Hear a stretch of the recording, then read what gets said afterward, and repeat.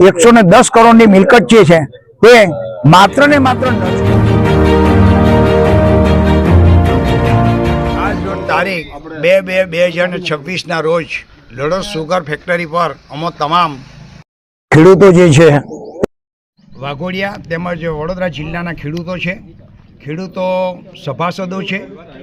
ખેડૂતોનો આ મંડળીમાં 50% હિસ્સો છે. ખેડૂતોના નાના 12 કરોડ જેટલા 1800 ખેડૂતોના નાના ચૂકવાયા નથી. 2009ની સાલથી આ નાના બાકી છે. આજે 2026ની સાલ થઈ છે. તેઓના પૈસા પણ વ્યાજ સહિત જો ગણવામાં આવે તો 3 ગણા રૂપિયા થઈ ગયેલા છે. આ રીતે જો ખેડૂતોને પોતાનો મહેનતનો પૈસો ન મળે તો ખેડૂતો પાયમાલ થઈ જાય અને આ ખેડૂતોને જે પૈસા જે છે તે એના હકનો પૈસો છે. આ કોઈ નાણાકીય ભીખ નથી કે જેથી ખેડૂતોને ભીખ માંગવી પડે, પણ ખેડૂતની મહેનતનો પૈસો છે અને એને કાયદાકીય રીતે એને મળવો જોઈએ એ પણ જરૂરી છે.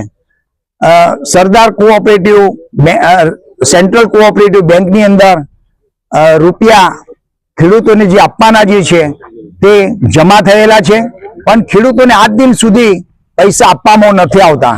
કયા સંજોગોને કારણે આ ગાડું અટક્યું છે તે કોઈ ખેડૂતને ખબર નથી. અગાઉ પણ સેન્ટ્રલ સહકારી મંડળીની અને બોર્ડ ઓફ નોમિનીમાં કેસ દાખલ કરેલો, ખેડૂતોની તરફેણમાં જજમેન્ટ આવેલું, એની દરખાસ્ત અમે બોર્ડેલી કોર્ટમાં ભરેલી અને કયા સંજોગોમાં એ કેસ આખો રદ થઈ ગયો તે કોઈ ખેડૂતને આજ દિન સુધી તેની માહિતી નથી કે ખબર પણ નથી. તો આ પૈસા ખેડૂતોના જે હલવાયા છે એ તેઓને પૂરેપૂરા મળવા જોઈએ એવી અમારી માંગણી છે.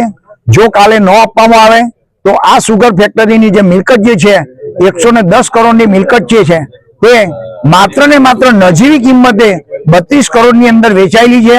એમાં પણ કંઈક રહસ્ય છુપાયેલું એવું દેખાય છે, જેથી કરીને ખેડૂતોની જે આ 50% હિસ્સેદારી જે છે તે શેરના પૈસા પણ દરેક ખેડૂતને મળવા જોઈએ. કર્મચારીઓ અહીંયા કામ કરતા હતા તેઓના પણ પૈસા ચૂકવાયા નથી તેવી પણ અમારી માંગણી છે કે તેઓને પણ તેઓનું વળતર મહેનતનું વળતર મળવું જોઈએ. આવા સંજોગોની અંદર જે અન્યાય ખેડૂતોને થયેલો છે તેના માટે અમારી મોટામાં મોટી લડત છે.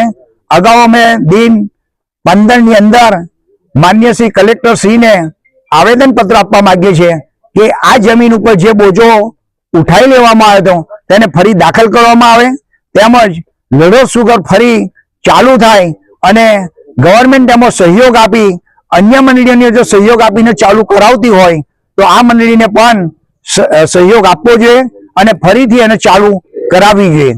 હાલના તબક્કે એટલી કપરી પરિસ્થિતિ છે કે લડોદ સુગરની અંદર સરદાર પટેલનું પૂતળું જે છે તેને પણ વેચી માર્યું છે. હવે આવા મહાન પુરુષોનો પણ પુતળો જો વેચી મારતી હોય આ કર્મચારીઓ તો એ ગંભીર વિષય છે.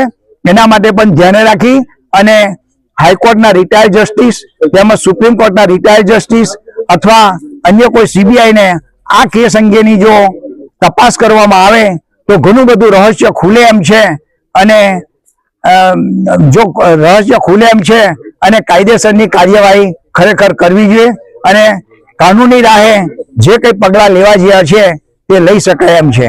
ઘણા બધા વ્યક્તિઓને સજા પણ થાય એવી છે એવું પ્રાઇમા ફેસી દેખાઈ આવે છે, જેથી અમારા તમામ ખેડૂતો આ લડત આપવા માટે તન મન ધનથી કટિબદ્ધ છીએ એવી અમારી આજની સભાની માંગણી છે.